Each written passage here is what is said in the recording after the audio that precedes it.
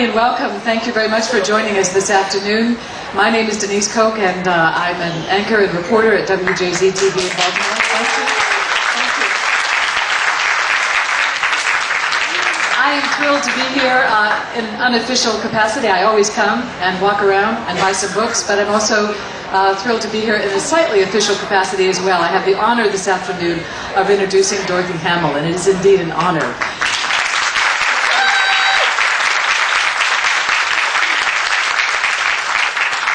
She is indeed a beloved American athlete, Olympic athlete, one of the most beloved of all time, dubbed America's most trusted sports figure and America's sweetheart, and lots of other names that'll make her blush behind me. I'm not turning around to see, but I'm sure she is.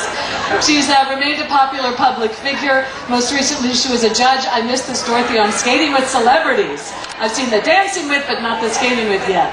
And also, she was in this movie, Blades of Glory. I saw you there. My daughter and I went, and I said, see that? I know her.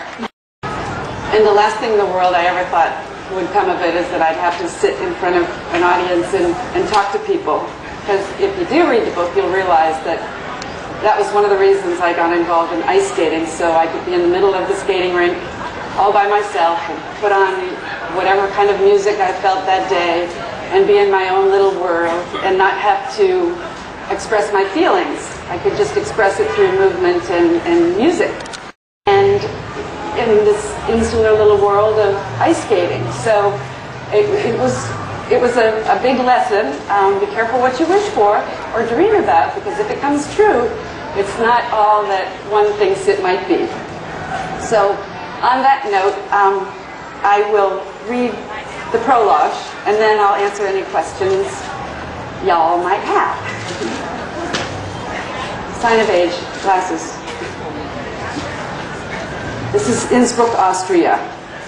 The hotel room was so thick with cigarette smoke, we could barely make out my mother sitting in the middle of it. It was February 13th, 1976, and I had just won the Olympic gold medal for ladies figure skating. I felt it had all paid off for the numerous people who had helped me get there, to the highest step on the podium. I thought of my coaches, my father, my brother, my sister, all the many friends and relatives who had contributed in any way they could.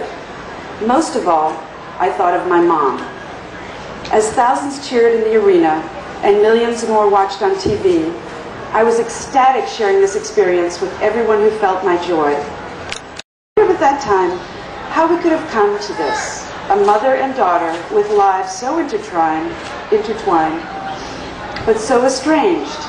I couldn't possibly have known then that the battleground of our relationship was just the beginning of a series of obstacles that would begin after my winning the Olympics. But what I wanted to ask you is, after having won the Olympics, been at the top, done all the tours, done Next Ice Age, which we love, one, do you still have a passion for skating? And two, what is your passion in life now? Where do you go from everything that you've done? Good question. I'm glad you're skating, because I love adults who take up skating after maybe not being exposed to it as youngsters. Skating is still, other than my daughter, you know, sort of the reason that I get up every day and sort of, it's my escape, it's my love, it's just so peaceful for me. And it's always there. My daughter's not always there for me, but skating is.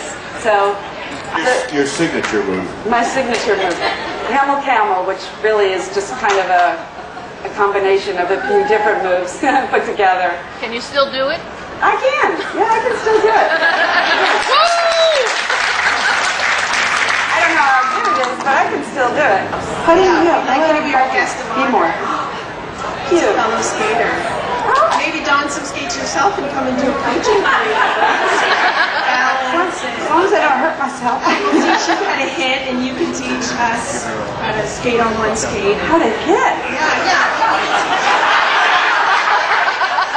You mean like hip check or? Oh yeah, it's full contact sport on roller skates. Yeah, one of the only contact sports for women. So I'm just so excited that I had all of these skills and all of these muscles, this body that knew how how to do this one thing, and I was able to just learn how to do it on wheels, which was very strange. They don't have the edge you learn. No, yeah. I was never good at roller skating. I realized, or those of us who've been around for a while, we sort of felt that it wasn't the judges. It wasn't the judging system, it was the judges. But, you know, that will probably never change. So I just watch TV and I watch the competitions, and I know who I thought was the best performer, the best overall skater for that particular moment.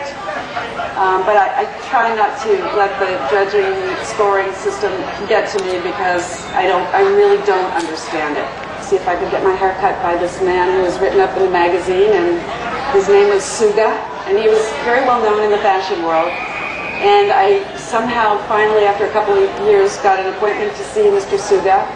And it was 2 weeks before going to the Olympics, and he cut my hair, and who knew? I mean, that was it. And Mr. Suga and I became best friends after that. He passed away about 20 years ago.